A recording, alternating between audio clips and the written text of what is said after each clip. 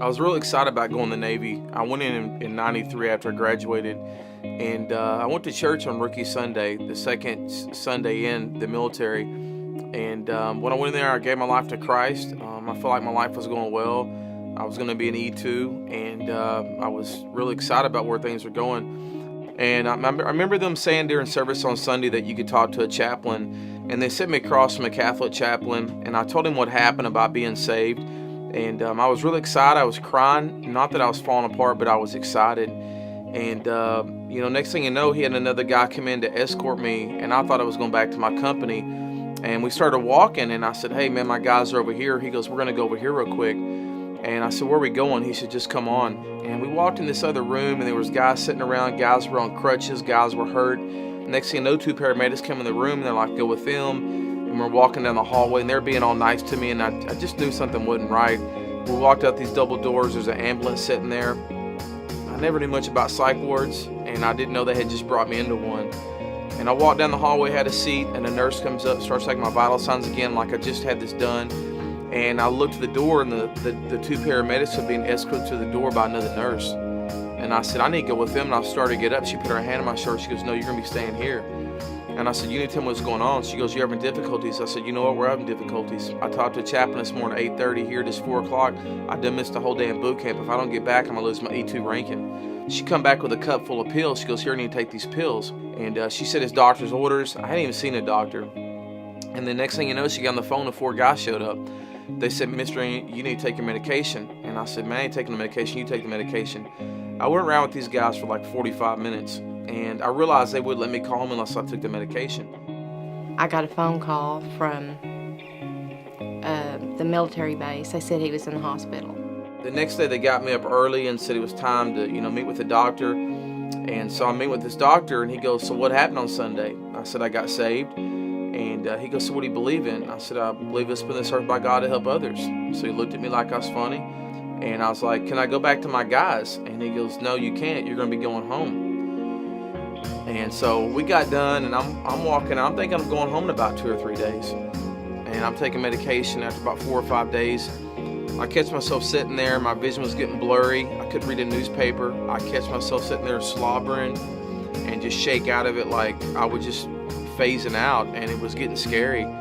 He was crying and saying, "Will you please get me out of here?" I'd called the doctor and left messages, so many times, and he wouldn't call me back. Every time I talked to Brad, he would talk more and more like he didn't understand what he was telling me or understand anything. It didn't make sense what he was saying. And she was naturally very upset because she had been getting calls from him about, "Mom, if you don't get me out of here, I don't know what's going to happen to me." I got to telling my family, I said, "We need to go up there because something's wrong, and I can't get a phone call from the doctor, and they won't tell me anything." And she called up there to tell them that we were coming up there, and they told her, said, "It won't do you any good to come up here because you can't get in to see him. We won't let you in." And we went on in the hospital, asked to see Brad. "Well, you can't see Brad. We can't let you see Brad. Donna says, "That's my son. I want to see him." They said, He's not your son. He belongs to the military. He belongs to us." So we finally got in to see him.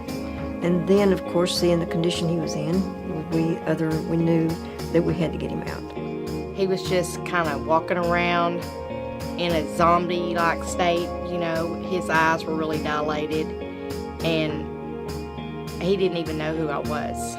So I immediately, started regrouping my thoughts about how I'm going to get him out of there, because he was so over-medicated that I knew down deep inside of me that if I didn't get him out of there, that he was not going to be alive.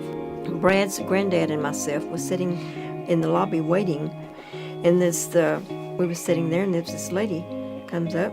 We see her get off the elevator, and here she comes right straight to us. And she said, "Are y'all Brad's family?" And we said, "Yes, we are." And she said, "I have worked here for 15 years. Y'all are the first family that has ever came to see what was going on." She said, "They do it all of the time, and we hope that you do something about it."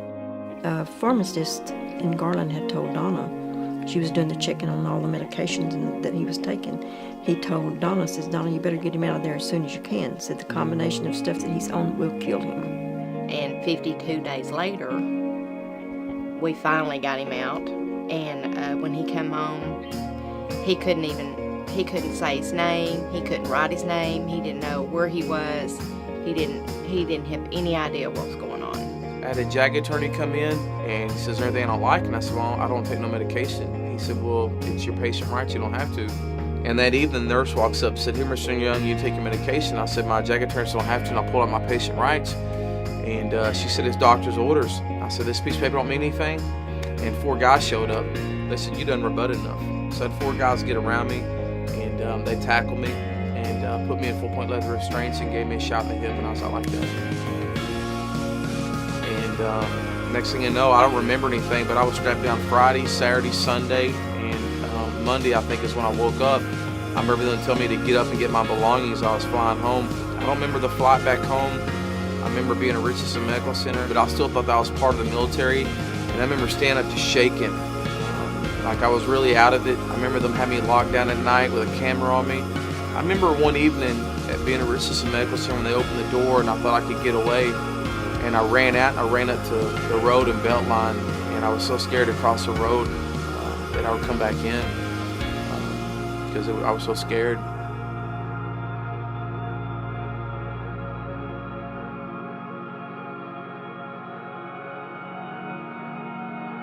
I thought to myself, how can our U.S. Navy take a young man that spent months to prepare himself for the military?